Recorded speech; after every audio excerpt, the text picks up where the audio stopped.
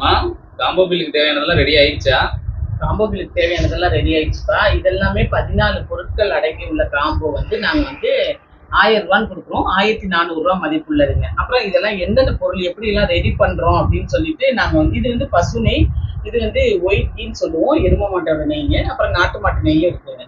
அடுத்து முக்கியமான விஷயம் ஒண்ணு நான் சொல்லியிருந்தேன். நான் வந்து கிளாஸ் எடுக்கிறேன் எல்லாருக்கும். நான் கத்துக்கிட்ட விஷயத்த உங்களுக்கு சொல்லிக் குடுக்குறேன்னு சொல்லியிருந்தேன். அதுக்கான ஒரு நேரமா நான் எடுத்தேன்னா எனக்கு நேரமே இருக்கிறது இல்ல. அதனால என்னுடைய வேலையோட வேலையாவே இதையும் நான் உங்களுக்கு சொல்லிக் கொடுத்துடலாம் அப்படின்னு நான் நினைக்கிறேன். தனியாலாம் உங்களுக்காக நான் என்னெல்லாம் பண்றேன், ஒரு நாள் ரொட்டீன் ஒர்க் எப்படி இருக்கு அப்படின்றத வெள்ளிக்கிழமை சனிக்கிழமை பிளான் பண்ணலாம், வெள்ளி சனி 2 நாள்ல பிளான் பண்ணலாம் அப்படின்னு யோசிச்சிருக்கேன்.